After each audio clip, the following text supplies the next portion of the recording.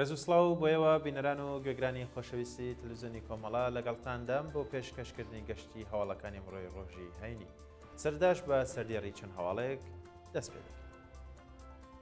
بەڕێوەچوونی ڕێوڕەسمی ڕێزگرتن لە یادی گیان بەخەتکردوویەکی شۆڕشی ژینە لە شاری سنە.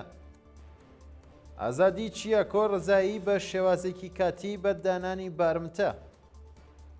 کۆبوونەوەی خوێندکارانی زانکۆی تەورێز یان لە دەستدانی هاوڵاتیکی بەلووج بە تەقەی هێزەکانی ڕژێمی کۆماری ئیسلامی لە خاش وا لە سێدارەدانی نۆ بەندکراو لە زیندانەکانی ڕژێمی کۆماری ئیسلامی.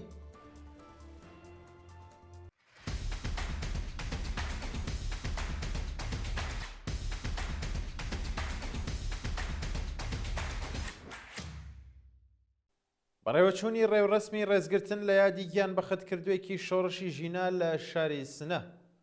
ڕۆژی ڕابردوو بنەماڵی مەتین نەسیری لە گیان بەخەتکردوانی شۆڕشی ژن ژیان ئازادی لە مەراسمێکدا یادیە و قارەمانەیان بەرز ڕاگرت بە پەیوەندی کە بەدەستمان گەیشتون بنەماڵی و گیان بەخت کردووە هاوکات لەگەڵ بەشداری کۆمەڵێک لە چالاکانی مەدەنی خەڵکی شاری سنە بە دانانی گوڵی سوور لەسەر گوڵکۆی پەیمانیان لەگەڵ نوێ کردەوە و جەختیان لەسەرەوە کردەوە کە تا کاتی سزادانی تاوان باران بەردەوامە بن لە ناڕزایەتی و کۆبوونەوە. شانی باسە مەتین نەسیری تەمەن 19 ساڵ و خەڵکی شاری سنە ڕێکەوتی 16 سەرماوەزی 1400 هەتاوی کاتێک دەورانی سەربازی زۆرە ملەی تێپەڕ دەکرد بەهۆی سەرپێچی لە فەرمانی کوشتنی ناڕازیان بە شێوازێکی گوماناوی گیانی لەدەستدا. ئازادی چیاکۆ ڕزایی بە شێوازێکی کاتی بە دانانی بارمتە. ڕۆژی پێنجشەمە 4 بەفرانبار چیاکۆ ڕزایی هاوڵاتی خەڵکی شاری سنە پاش تێپەڕبوونی زیاتر لە 110 ڕۆژ دەست بەسەرکران بە دانانی بارمتەی 1 ملیاردی بە شێوازێکی کاتی ئازاد کرا. ناوبراو ڕێکەوتی چواردەی خەرمانانی ئەم ساڵ لەلایەن هێزەکانی ئیداری اطلاعاتی ڕژیم لە شاری سنە دەست بەسەر و پاشان ڕەوانەی ژووری تاکەکەسی لە گرتوخانەکانی و ناوەندە کرا. شانی باسە ئەوە هاوڵاتی لە کاتی دەست بەسەرکردنیەوە تاوەکو و کاتی ئازادکردنی لە مافی دەستڕاگەیشتن بە پارێزەر و پەیوەندی لەگەڵ بنەماڵەکەی بێبەش کرابوو. بێبەشکرانی متەلیب ئەحمەدیان لە دەرمان بە پێی راپۆرتەکان متەلیب ئەحمەدیان بەندکراوی سیاسی ڕاگیراو لە زیندانی ئەڤین سەرەڕای توشبوونی بە جۆرەها نەخۆشی لە مافی دەستڕاگەیشتن بە دەرمان و هەروەها ناردنی بۆ ناوەندە دەرمانیەکانی دەرەوەی زیندان بێبەش کراوە. بەوتەی سەرچاوەگادەرەکان ئەو بەندکراوە سیاسیە ڕێکەوتی 4 ڕەزبەری ئەم ساڵ ڕەوانەی ناوەندە دەرمانیەکانی دەرەوەی زیندان کراوە کە بەهۆی نەبوونی پزیشک بە بێ چارەسەری دەرمانی دیسان ڕەوانەی بەندینخانە کراوەتەوە. ئەو هاوڵاتیە تەمەن 39 ساڵە ڕێکەوتی 13 ڕەزبەری ساڵی 1389 هەتاوی لەلایەن دەستگای قەزایی ڕژیمەوە بە تۆمەتی ئەندامەتی یەکێک لە حیزبەکانی دژ بە ڕژێمی کۆماری ئیسلامی حکمی 30 ساڵ زیندانی تازیری و دوورخستنەوەی بەسەردا سەپێنرا. کۆبوونەوەی کرێکارانی شیرکەتی نەوتی فەلاتقەڕە لە دوورگەی خارگ. ڕۆژی ڕابردوو کۆمەڵێک لە کرێکارانی شیرکەتی نەوتی فەلاتقەڕی شاغڵ لە دوورگەی خارگ دژ بەوە دیناتنی بەڵێنەکانی بەرپرسان کۆبوونەوە.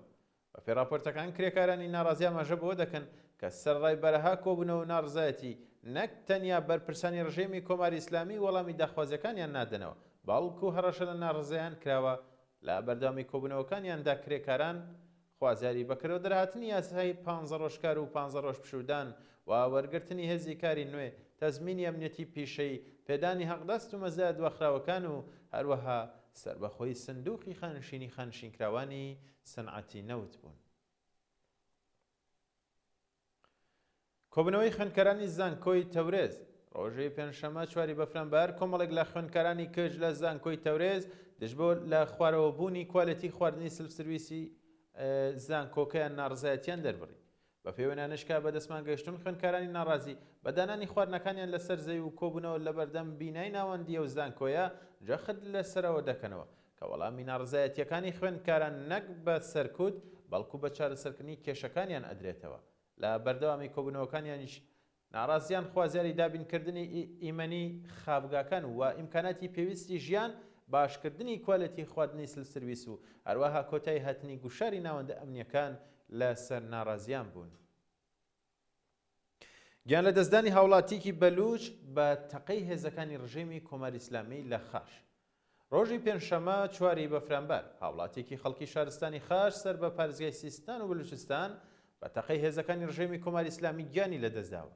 بە پێی راپۆرتەکانەوە هاوڵاتیە بە ناوی ئەحمەد گۆمشا دزهەی لە ڕێگەی نێوان شارەکانی خاش و کارواندەر لەلایەنەوە هێزانەوە بەبێ ئاگاداری دراوەتە بەردەست ڕێژی گولە و دەستبەجێ گیانی لەدەستداوە. شانی باسە بەهۆی تەقەی ڕاستەوخۆ و بەبێ ئاگاداری هێزەکانی ڕژێم لە ئێران ساڵی ڕابردوو لانی کەم 163 شارمەند گیانیان لەدەستدا و زیاتریش لە 321 هاوڵاتی بریندار بوون. کۆبنەوەی ناڕزایەتی کارمەندانی بێهزیستی گۆتوەن ڕۆژی ڕابردوو کۆمەڵێک لە کارمەندانی شاغڵ لە بێهزیستی شارستانی گۆتوەن سەر بە پارێزگای لۆڕستان بەهۆی خراپی دۆخی ژیان و مەعیشەتیان کۆبوونەوە. بە پێوەنانی کە بەدەستمان گەیشتون کارمەندانی ناڕازی بە وتنەوەی دروشم دژ بە ناکارەمەی بەرپرسانی ڕژێم و هەڵکردنی پلاکارد خوازیاری بەرزکردنەوەی ئاسیاق دەست بە پێ ڕێژەی هەڵاوسان تەسبینی ئەمنیەتی پیشەیی گۆڕانی گرێبەستەکانیان پێدانی هەغدەستە دواخراوەکان و هەروەها بایەخدانی ڕژێمی کۆماری ئیسلامی بە ژیان و مەعیشەتیان بوون. دوایین هەواڵ لە سێدارەدانی نۆ بەندکراو لە زیندانەکانی ڕژێمی کۆماری ئیسلامی لە ڕۆژانی ڕابردوودا نۆ بەندکراو لە زیندانەکانی ڕژێمی کۆماری ئیسلامی بە تۆمەتی کوشتنی بانقەست و پەیوەندیدار بە مادە هۆشبەرەکان لە سێدارە دراون. بە پێی راپۆرتی ڕێکخراوەکانی مافی مرۆڤ 6 زیندانی بەناوەکانی مەجید خانی، مستەفا کەیفەری، سۆهراب مەجیدی، بێهروز شەیخی، سپێهر مورادی و جەلال تاهری بە تۆمەتی کوشتنی بانقەست لە زیندانەکانی ساری، لاکانی ڕەشت، بێهبەهان، مەحشەر و بۆکان ئێعدام کراون. هەروەها سێ بەندکراوی دیکەش بە ناوەکانی ئەمین سەفاری، حشمەت بەیگی و یار محەممەد سەلجوقی بە تۆمەتی پەیوەندیدار بە مادە هۆشبەرەکان لە زیندانەکانی بۆجنۆر، فردەوس و تایبەت لە سێدارە دراون. بینەران و گوێگرانی خۆشەویست گەشتی هەواڵەکانم پێشکەشکردن، کاتێکی خۆش بە هەموو.